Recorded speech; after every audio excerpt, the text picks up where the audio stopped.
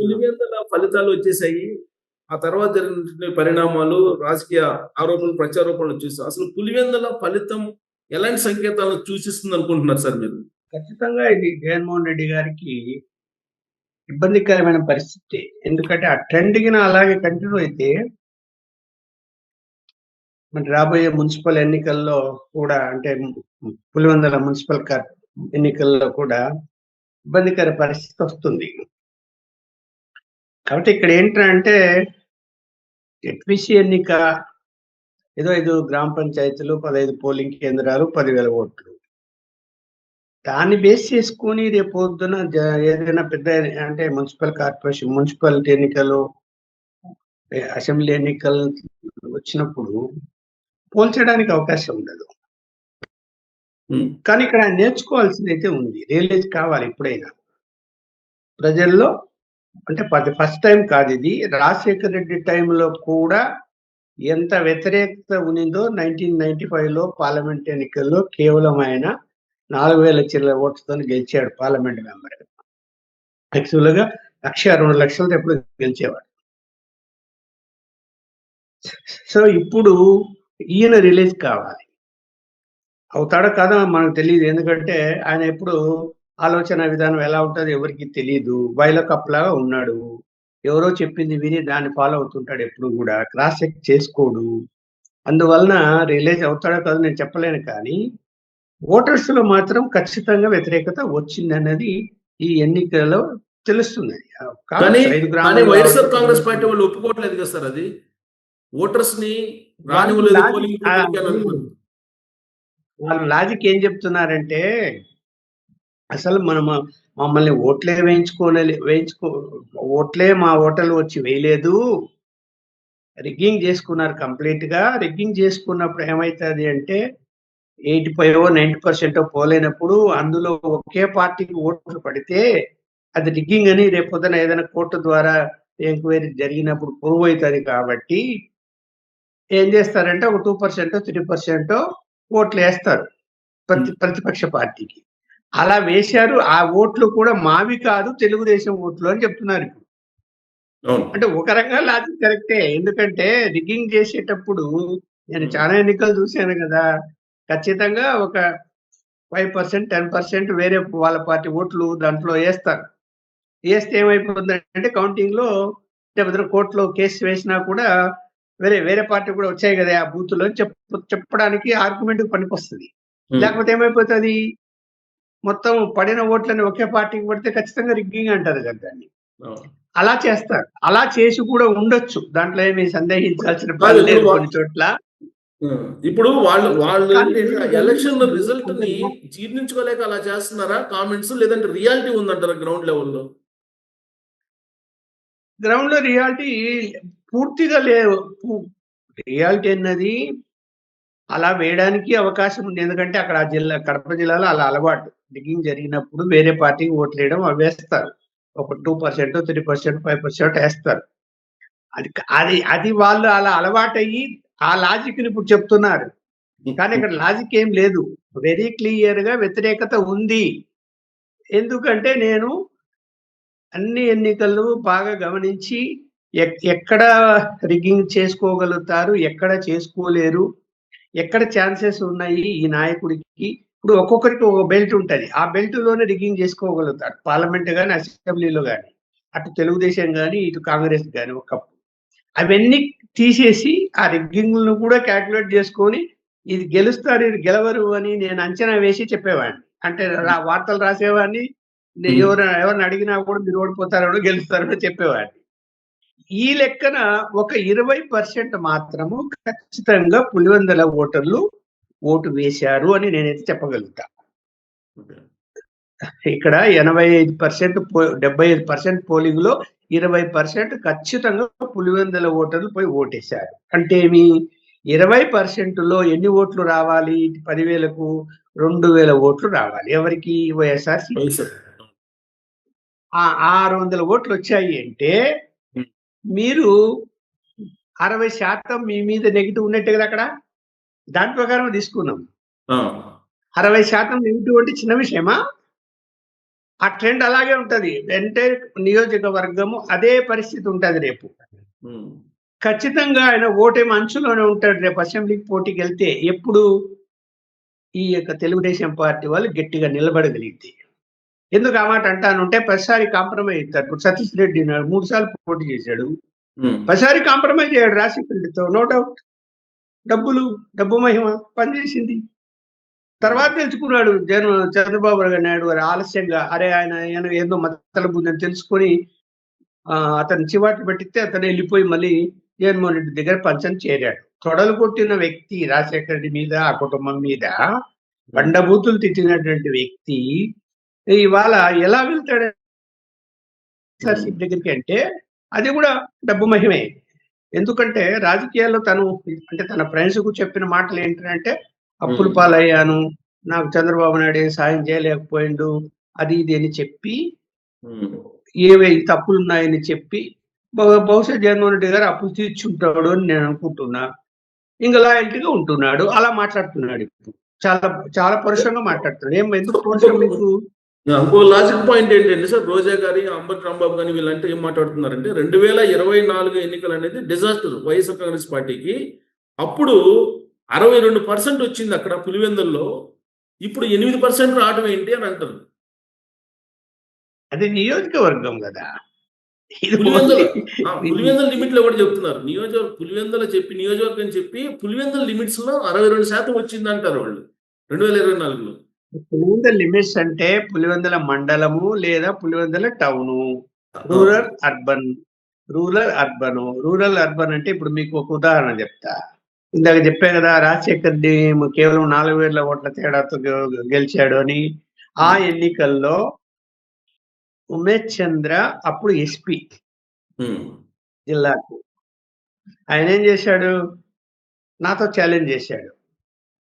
ఈసారి ఈ ఎన్నికల్లో నేను రిగ్గింగ్ అలవే చెయ్యను, ఎక్కడ కూడా తెలుగుదేశం వాళ్ళు వేసుకోవడానికి లేదు, కాంగ్రెస్ వాళ్ళు వేసుకోవడానికి లేదు, షాడో పార్టీలు పెట్టేస్తా, నాట్ అలౌడ్, చూద్దాం ప్రజాస్వామ్యం కల్పిద్దాము, పులివెందుల్లో ఎన్ని ఓట్లు వస్తాయి చూద్దాం అంటే నీ వల్ల కాదు నాయన. పులివెందుల నియోజకవర్గంలో ఆటుకోరు తేరిన వాళ్ళు ఉంటారు అక్కడ, పోలీసులు కూడా సరెండర్ అయిపోతారు అక్కడ, నువ్వు అనుకుంటున్నావు అంటే లేదు చూడండి నాతో ఛాలెంజ్ చేశాడు, షాడో పెట్టాడు, అంతా చేశాడు.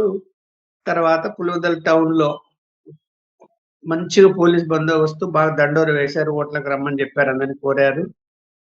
మళ్ళీ నేను తాతో ఛాలెంజ్ చేశాడు కాబట్టి పోలింగ్ రోజు నువ్వు కూడా పోదామని కడప నుంచి కారులో కూర్చోబెట్టుకొని పులివెందులు పోయినాం ఇద్దరం. పోలింగ్ కేంద్రాలు పోయినాం. జింజగా బ్రహ్మాండంగా ఓటర్స్ పెట్టుకొచ్చారు, ఓట్లు వేస్తున్నారు. నేను ఒక్కొక్కరు అడుగుతున్నా, ఎంతకాలం అయింది మీరు ఓట్లు వేయకంటే 20 సంవత్సరాలు 15 సంవత్సరాలే, ఆ భయం మాకు, ఈసారి ఫస్ట్ టైం వచ్చి ఓట్లు వేస్తున్నాం చాలా మంది చెప్పారు. Really appreciated. ధైర్యంగా పెట్టుకొచ్చారు. ఎవరిని చూసి? ఉమేష్ చంద్రని చూసి ఓటేస్తున్నారు లోపల. తర్వాత అక్కడ ఉండగానే జీపులో తెలుగుదేశం వాళ్ళు వచ్చారు, ఇద్దరు.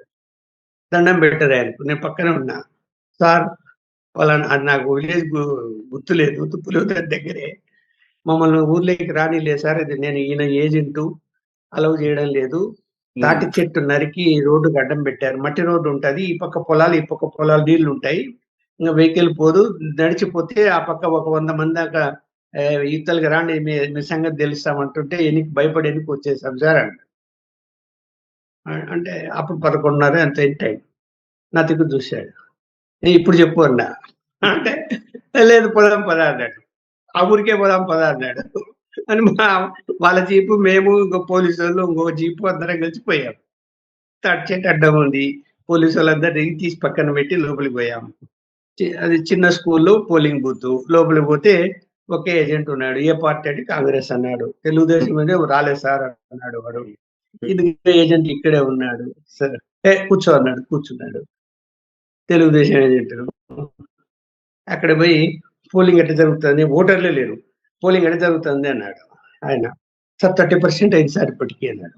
అంతేనా అంటే అవును సార్, పొద్దున్న చేశారు, పొలాలు పోయారు, ఓటర్స్ లేరంటే ఈవినింగ్ వచ్చి ఓట్లు వేస్తారు సార్. ఆయన అర్థం కాక మళ్ళీ ఈవినింగ్ కూడా వస్తారా ఇక్కడ అనుకుంటూ బయటికి పోయాడు.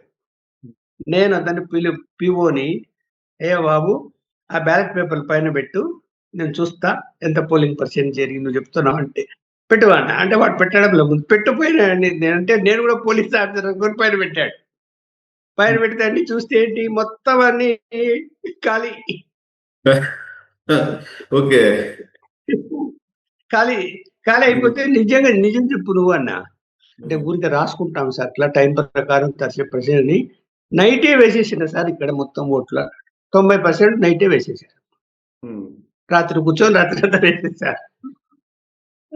మళ్ళీ బయటికి పోయి ఉమేష్ ఇట్లా అని చెప్పి ఇప్పుడు అడుగు చూద్దాం అన్న.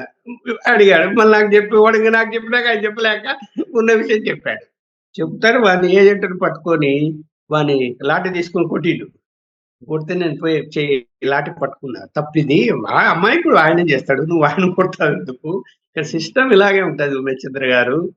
అలా ఎవరు ఏం చేయలేని పరిస్థితి. మనం ఇక్కడ ఒక ఊరికి వచ్చాము, ఎనుగులలో అట్లా జరిగి ఉంటాడు అని చెప్పి వచ్చేసాము. అక్కడి నుంచి వచ్చేసాము. అయితే పులివెందుల టౌన్ లో చెప్పాలి, ఎందుకంటే ఈ ఉదాహరణ పులివెందుల టౌన్ లో ఓట్లు వేశారు కదా, రాజశేఖర్ రెడ్డి అక్కడ టౌన్ లో పోలైన ఓట్లలో ఫస్ట్ టైం 60% తెలుగుదేశం ఓట్లు వచ్చాయి. 60% టౌన్ లో. అంటే ఎంత వ్యతిరేకత ఉంది? అదే చెప్తున్నా ఇప్పుడు కూడా మీకు. ఈ లెక్క ప్రకారం ఏంటంటే 60% వ్యతిరేకత ఖచ్చితంగా ఉంది అక్కడ, నో డౌట్. ఎందుకు ఉంది అంటే మూడు కారణాలు ఉన్నాయి. ఏంటంటే తను ముఖ్యమంత్రిగా ఉన్నప్పుడు ఎవరిని దగ్గరికి రానిలే, పులివెందులకు పోయినా కూడా ఏ ప్రజలను కలుసుకోలే, చిన్న నాయకులను కలుసుకోలే, డేరాలు అడ్డం కట్టుకొని వెళ్ళిపోతూ వచ్చాడు.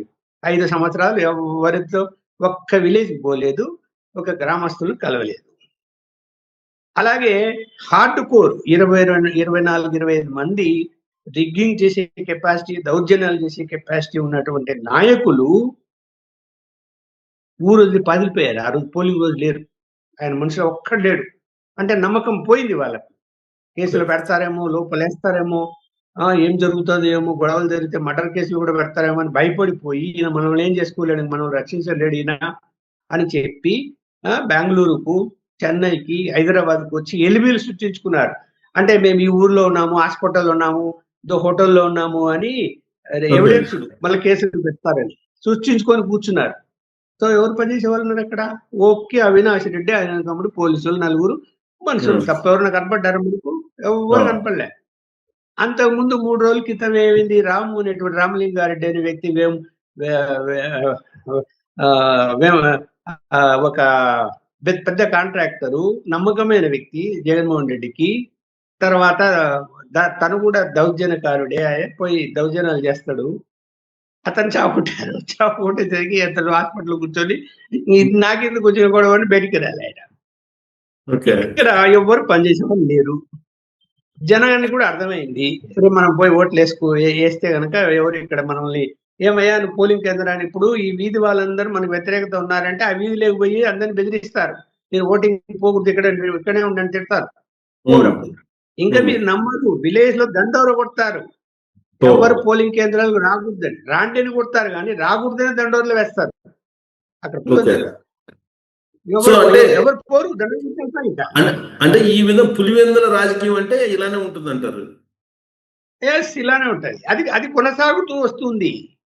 జగన్మోహన్ రెడ్డి టైంలో కూడా కొనసాగుతూ వస్తుంది. కానీ బ్రేక్ కావాలి. బ్రేక్ కావాలంటే ఏంది, అవతలోడు కత్తి పట్టుకున్నాడంటే నేను కూడా కత్తి పట్టుకోవాలి కదా.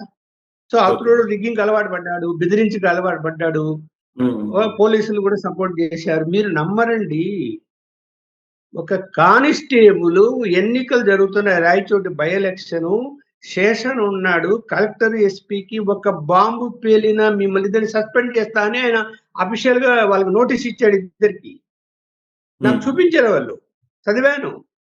చదివితే చుట్టూ బందోబస్తు, ఫుల్ బందోబస్తు పెట్టారు. ఎక్కడ పడితే అక్కడ పోలీసులు, చిన్న చిన్న రాయచోటి పోవడానికి దారుల్లో, ఆ దారుల్లో కూడా చెక్ పోస్టులు పెట్టారు. అంత జాగ్రత్తలు తీసుకుంటే ఏమైపోయింది తెలుసా, ఒకరోజు ముందు రాయచోటి పక్కన అవుట్స్కట్స్ చెట్లలో బాంబు పేలింది.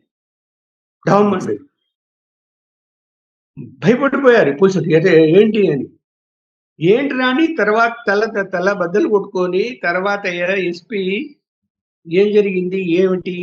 మనం ఇంత చేసినా కూడా ఎట్లా పేలగలిగింది? అది ఎట్లా పోయింది ఎక్కడికి అంటే, ఒక కానిస్టేబుల్ రాజశేఖర్ ఉద్యోగం ఇప్పించాడని, ఓ అరే నువ్వు తీసుకెళ్ళి అక్కడ పెట్టరా అని అంటే, వాడు ఆ బ్యాగ్ లో పెట్టుకొని వాని స్కూటర్ లో డిక్కీలో పెట్టుకొని చెక్ పోస్ట్ లో నుంచే పోయాడు.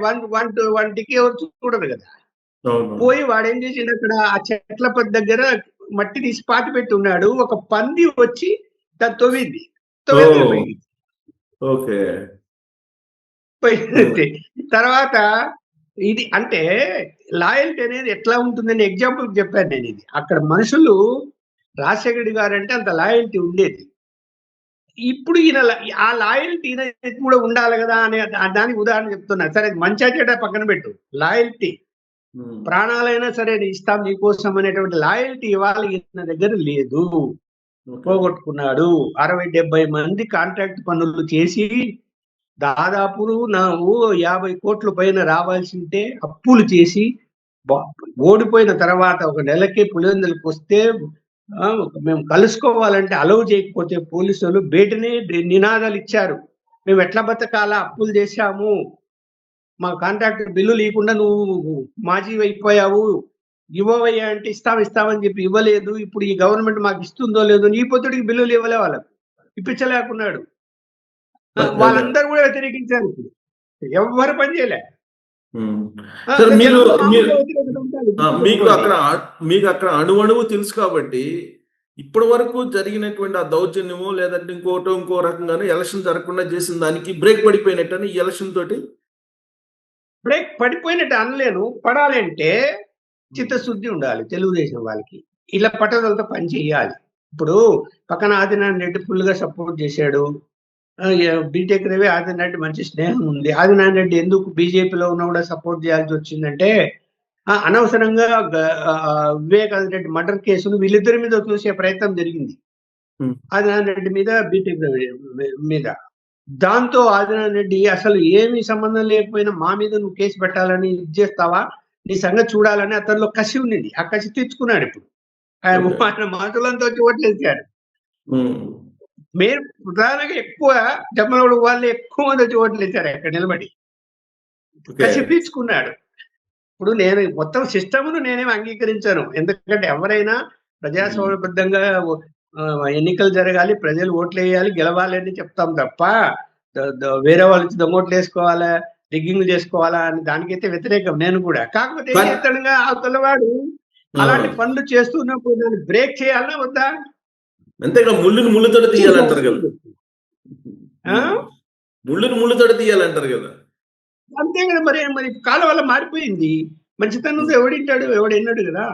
అంటే ఇప్పటికైనా ఆయన తెలుసుకోవాలి. అరే నా మీద కనీసం నేను చెప్పిన లెక్క 20%, కనీసం అంటే 20% కాదు, 20% ఓట్లు అంటే 60% వస్తుంది. 60% మంది నాకు వ్యతిరేకంగా ఉన్నారు నా నియోజకవర్గంలో, నేను రియలైజ్ కావాలా అనుకుంటే మంచిదే. కాకపోతే దెబ్బతింటాడు గ్యారెంటీగా. అలాగే ఆ పట్టుదల తెలుగుదేశానికి కూడా ఉండాలి. ఎందుకంటే డబ్బులు బాగా ఖర్చు అవుతాయి. ఇప్పుడు ఎన్ని చెప్పినా కూడా చూడండి, ఇక్కడ తమాషా ఎలా ఉంటది. 700 మంది పోలీసులు, 15 పోలింగ్ కేంద్రాలు, 5 గ్రామ పంచాయతీలు, తెలుగుదేశం వాళ్ళు 5,000, వైఎస్ఆర్సీపీలు 5,000. డబ్బులు ఎలా పంచారండి? మరి పోలీసులు ఆపాలి కదా, ఆపలేకపోయారు. ఎందుకు ఆపలేదు మరి? కొన్ని చోట్ల 10,000 కూడా పంచారు. ఎట్లా ఎందుకు ఆపలేకపోయారు?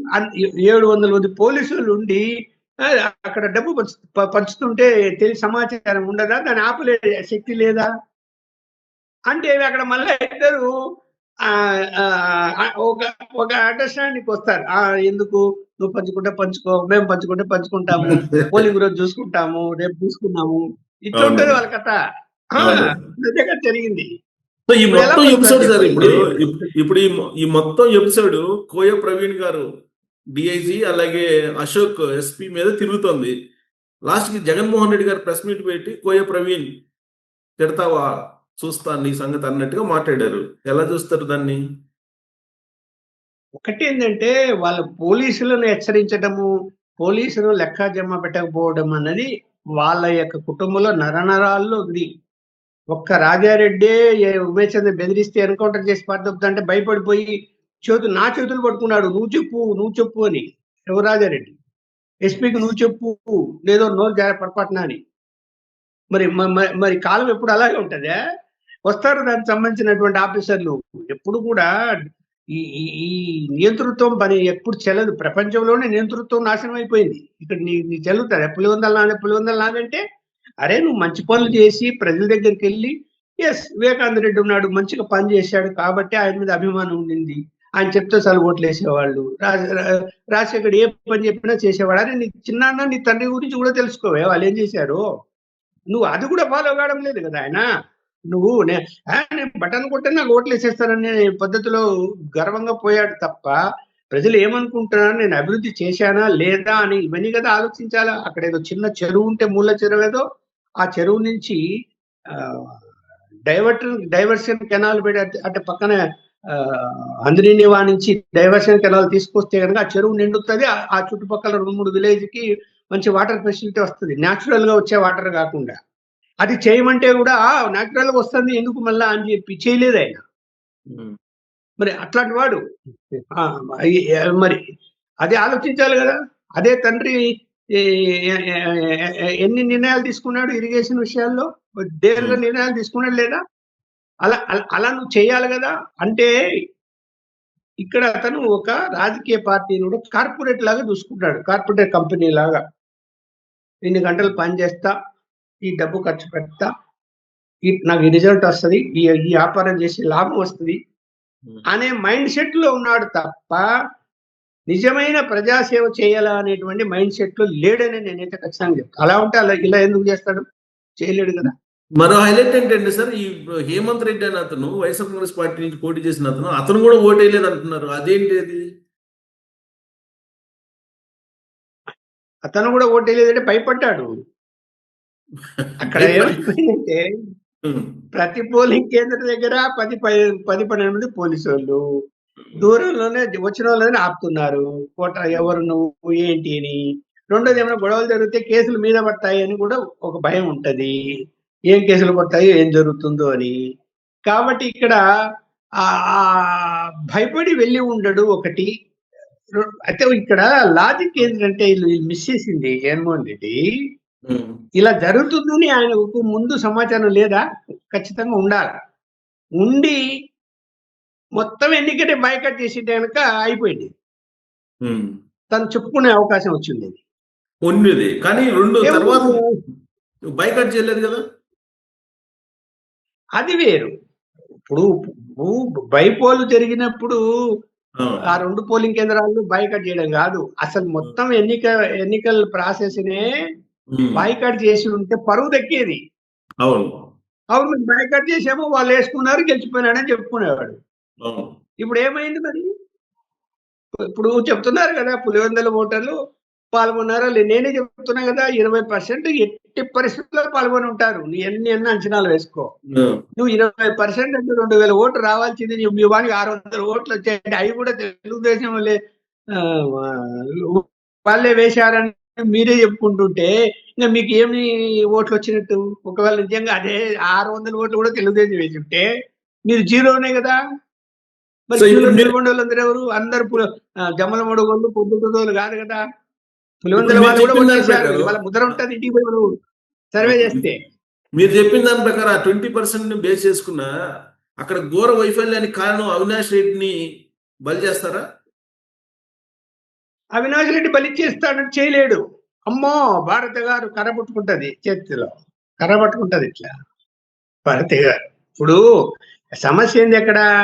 మొత్తం రాజశేఖర రెడ్డి ఫ్యామిలీకి సంబంధించిన వాళ్ళందరినీ దూరం చేసుకున్నాడు ఆయన. ఎవ్వరు లేరు ఆయన వైపు ఇవాళ. కేవలం భారతీయ వైపు ఉన్నటువంటి ఫ్యామిలీ మెంబర్స్ మాత్రమే, వాళ్ళ కుటుంబ సభ్యులు మాత్రమే ఉన్నారు వాళ్ళ వైపు. వాళ్ళు ఎప్పుడు ఉంటారో ఎప్పుడు పోతారో ఎవరికి తెలియదు. వాళ్ళు నచ్చితే ఉంటారు, నచ్చకపోతే అతన్ని కూడా వ్యతిరేకిస్తారు వాళ్ళు. అలాంటి వాళ్ళు అంత భక్తి ఉన్నోళ్ళేం కాదు. అందువలన ఓవరాల్ గా ఏంటంటే రేపు పొద్దున ఏదైనా అవినాష్ రెడ్డి జోలికి వస్తే వాళ్ళు కూడా దూరం అయితే ఈయన పరిస్థితి ఏంటి? ఘోరంగా ఉంటది జగన్మోహన్ రెడ్డి పరిస్థితి. అసలు అక్కడ పోతే పలకరించేవాడు ఉంటాడు, అట్లాంటి పరిస్థితి వస్తుంది. చెప్పలేం, అది కూడా రావచ్చు, చెప్పలేం. ఎందుకంటే రకరకాల కారణాలు ఉన్నాయి. అవినాష్ రెడ్డి విషయంలో సంపూర్ణంగా సమర్థించలేదు, సిబిఐ కేసు లేకుండా చేయలేదు, సెంట్రల్ గవర్నమెంట్ సరిగా ఇన్ఫ్లుయెన్స్ చేయలేదనో ఒక అసంతృప్తి వాళ్ళలో ఉంది ఇంకా, లేకుండా ఏం పోలేదు. ఉమ్. అంటే వాళ్ళే ప్రతిఘటిస్తారంటారా జగన్మోహన్ రెడ్డి గారి మీద?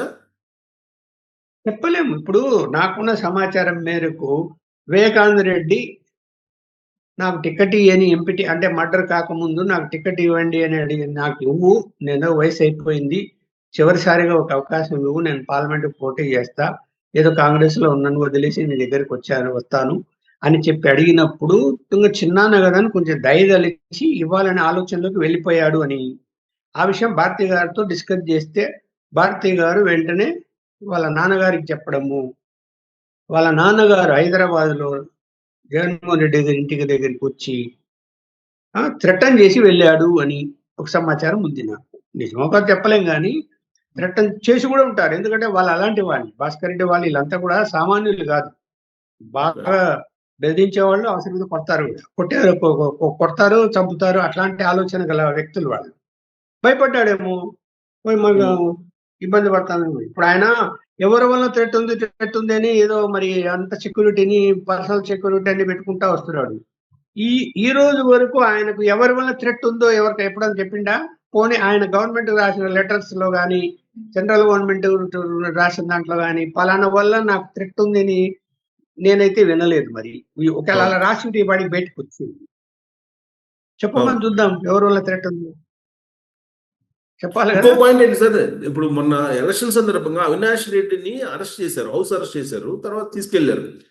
ఆ సందర్భంగా ఆయన ఏదో వివేకానంద రెడ్డి మర్డర్ కేసులో అరెస్ట్ చేస్తున్నారని చెప్పి ఫీల్ అయిపోయి, నేను కాదు చేసింది మొత్తం జగన్మోహన్ రెడ్డి గారు చేశారు, జగన్మోహన్ రెడ్డి గారు చెప్పినట్టు నేను చేశానని చెప్పి ఆయన ఏదో పోలీసులకు చెప్పినట్టు ఒక న్యూస్ సోషల్ మీడియాలో వచ్చింది. అంటే వీళ్ళు ఎలా ఉంటారు చెప్పాను కదా, నేను చెప్పా కదా, ఎన్ని చెప్పినా రాజశేఖర రెడ్డి ఫ్యామిలీ మెంబర్స్ కానీ వివేకానంద రెడ్డి వాళ్ళు కానీ వాళ్ళు కమిట్మెంట్ తో ఉంటారు, మంచైనా చెడైనా. వాళ్ళ వాళ్ళ వాళ్ళ యొక్క కమిట్మెంట్ అనేది ఎంత ఎంత ఉంటుందంటే అంత ఉంటుంది. అది నీకు ఇతర ఫ్యామిలీలో, భారతిరెడ్డి గారి ఫ్యామిలీలో అలాంటి కమిట్మెంట్ ఏమి ఉండదు వాళ్ళలో. వాళ్ళ అవసరాలకు వాళ్ళు ప్లేట్ ఫిరాయించే రకాలే కానీ ఇక్కడ వీళ్ళు అలాంటి వాళ్ళు కాదు. అందరు కూడా మొత్తం వాళ్ళ బంధువులకు సంబంధించిన రాజశేఖర రెడ్డి ఫ్యామిలీ, చిన్నాన్న పెద్దనాన్న, వాళ్ళు ఎవరైతే వాళ్ళందరూ కూడా చాలా కమిట్మెంట్ తో ఉండేటువంటి ఫ్యామిలీస్ అవి వీళ్ళవి. వాళ్ళని వదులుకున్నాడు, ఈయన చేతులారా వదిలేసుకున్నాడు, అందరినీ వదిలేసుకున్నాడు. వివేకానంద రెడ్డి ఇష్యూలో మొత్తం అందరూ దూరం అయ్యేటట్టు చేసుకున్నాడు. ఆ రోజు అధికారంలో ఉన్నప్పుడు ఖచ్చితంగా అసలు ఎవడు చంపాడో నీకు ఆయన తెలీదా? లేకుంటే ఆ ఊరు వాళ్ళకి తెలీదా? ఎందుకు జరిగిందో తెలీదా? అన్ని తెలుసు. ఆయన్ని బయటపెట్టు, నీ మనుషులు లోపలికి పోతారంటే పోనీ కోర్టులో ఫైట్ చేసుకుంటారు.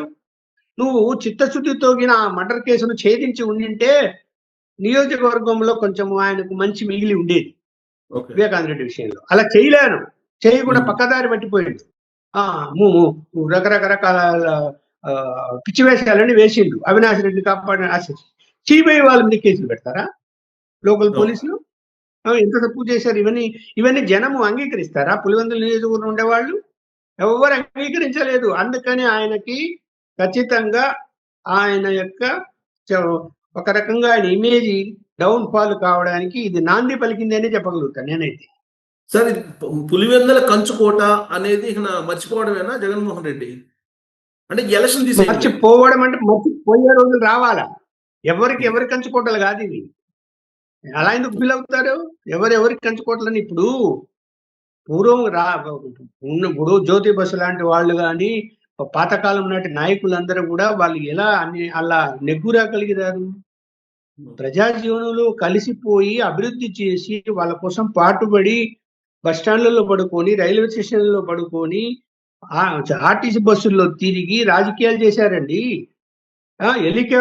సొంత హెలికాప్టర్లలో తిరుక్కుంటూ పొద్దునోగులు విజయవాడకు, బెంగళూరుకు తిరుక్కుంటూ రాజకీయాలు చేయలేదు వాళ్ళు. నీ లగ్జరీ లైఫ్ ఏంది ఇప్పుడు? పొద్దునొట్టావు, సాయంత్రం వెళ్ళిపోతావు, మళ్ళీ రేపు వస్తావు, మళ్ళీ సాయంత్రం వెళ్ళిపోతావు. ప్రత్యేక హెలికాప్టర్ వేసుకొని తిరుగుతుంటావు, ప్రత్యేక విమానాలు వేసుకొని తిరుగుతుంటావు ఎక్కడ పోయినా కూడా. ఈ రాజకీయం ఎంతకాలం నడుస్తుంది? ఇది కమర్షియల్ రాజకీయం తప్ప చిత్తశుద్ధి ఎక్కడుంది?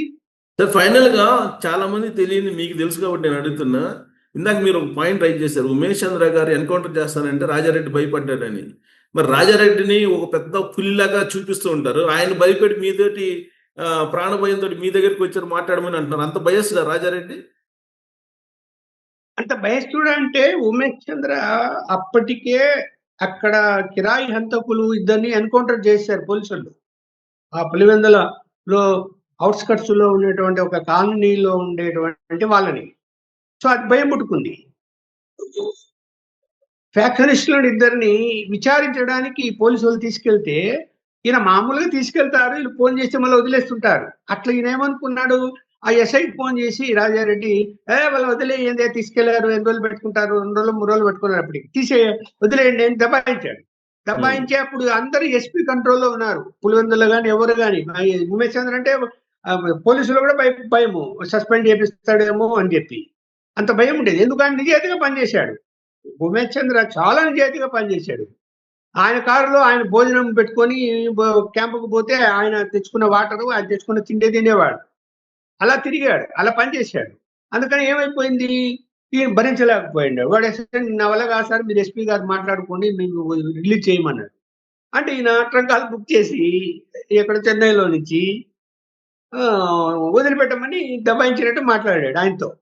అది నాకు ఉమేష్ చంద్ర చెప్పిందే నేను చెప్తుంటాను, నాకెట తెలుస్తుంది, వాళ్ళిద్దరు మాట్లాడుతుంది.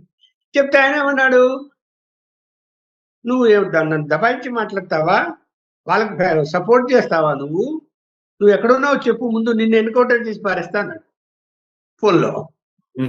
అంటే ఇంకా ఏమో ఏం జరుగుతుందని భయపడిపోయి కొడుకు చెప్పాడు. రాజశేఖర్ గారు ఆయన కారులో కూర్చోబెట్టుకొని తిప్పుకుంటూ ఇది జరిగిన ఒక 4-5 రోజుల తర్వాత కడపకు వచ్చారు. కడపకు వచ్చినప్పుడు మామూలుగా రాజశేఖర్ వచ్చినప్పుడల్లా నేను పోయి కలుస్తుంటా, జనరల్ గా పోయి మామూలుగా మాట్లాడుతుంటా. వచ్చాడని తెలిసి పోయాను. మొత్తం రావయ్య అని అందరినీ బయటికి పంపించేసి, ఇట్లా ఒక సంఘటన జరిగింది, నీకు చెప్పాలా, నువ్వు చెప్తే గానీ ఆయన వింటాడని అందరూ అంటున్నారు, నీ మాట, నీ గౌరవం ఉందని, ఇట్లా జరిగింది, నాన్నగారు ఇట్లా మాట్లాడారు, ఆయనేమో ఎన్కౌంటర్ చేస్తాను బెదిరించాడయ్యా అన్నాడు. అరే అలాగా అన్నా అంటే, లేదు పక్క రూమ్ లో ఉన్నాడు నాన్నగారు, వెళ్ళి మాట్లాడిపో అన్నాడు. అంటే లోపలికి పోయా, కూర్చొని ఉన్నాడు. కూర్చొని నాకు పరిచయం ఆయన కూడా, రా అని ఏం జరిగిందంటే ఇది ఇట్లా, ఆయన కూడా ఇట్లా చెప్పి, నువ్వు చెప్తే తగ్గుతాడట కదా అని నా 2 చేతులు పట్టుకున్నా. ఇట్లా పట్టుకుని లేండి చెప్తా, తప్పు నేను కూడా ఎన్కౌంటర్లు కొట్టడాలు ఇవన్నీ నేను సహించాను, నేను చాలా వార్తలు రాసిన. మన జర్నలిస్టులుగా ఎవరైనా అంగీకరించాం కదా, మనం అట్లా అంగీకరించాం కదా. వెంటనే పోయాను ఉమేష్ చంద్ర దగ్గరికి. పోయి, ఏందయ్యా నువ్వు ఎన్ని చెప్పినా కూడా ఆయన ఒక నాయకుడు, ప్రజల్లో గుర్తింపు పొందిన నాయకుడు, నువ్వెన్నైనా చెప్పు, మంచి చెడ్డు అన్నిటికీ సహాయం చేసే నాయుడు. వాళ్ళ నాన్న ఏదో అన్నాడని నువ్వు ఎన్కౌంటర్ చేస్తానే మాట ఎట్లా వాడేవయ్యా, ఏమన్నా పద్ధతి, ఇది కరెక్ట్ కాదు, ఇది నేను దుత్రా చేసుకోవాలి ఆ వర్డ్ ముందు అన్నా. అంటే బాగా ఆలోచించుకో అన్నా. ఆలోచించుకున్నాడు. నాకు దృష్టికి వచ్చిందంటే నేను వార్తల మీద వార్తలు రాస్తాను తెలుసు, ఆయన వదిలిపెట్టాడు అని. సరే అని చెప్పేసి అప్పుడు ఫోన్ చేసి రాజశేఖర రెడ్డికి, లేదు భయ ఏదో మిస్టేక్ అయిందని చెప్పుకున్నాడు. అంత సబ్జెక్ట్ అయిపోయింది. ఓవరాల్ గా వైఎస్ ఫ్యామిలీని దగ్గరగా చూశారు, దూరం నుంచి చూస్తే వాళ్ళు ఏదో పెద్ద పులుల్లాగా, వాళ్ళ భయంకరమైన ఫ్యాక్షనిస్ట్ లాగా అనిపిస్తుంటారు. అంటే అంత భయస్తులు అని చెప్పి మీరు కూడా చెప్తున్నారు. ఓవరాల్ గా వాళ్ళు మేకపోతే గాంభీర్యమా, లేదంటే నిజంగానే ధైర్యస్తున్నారు? అంత మేకపోతే గంభీరం కాక ఏం ధైర్యస్తులు ఉన్నా కదా. ఇప్పుడు మీకు ఇది ఒక ఉదాహరణ చెప్పాను. రాజశేఖర్ లాంటి వాడి ఓడిపోతున్నానని ఇప్పుడు ఆయన కూడా ఎలా ఉంటాడంటే గంభీరంగా ఉంటాడు. ఏదైనా ఇష్యూ వచ్చింది అనుకోండి, పిలిచి ఆలోచిస్తాడు. ఇప్పుడు ఏంది, ఇప్పుడు చెప్తున్నా కదా, ఇప్పుడు బాంబులు వేయాలి రాయచోటి ఉప ఎన్నికల్లో, అక్కడ ఏదో సీన్ క్రియేట్ చేయాలని ఆలోచన చేసిండు.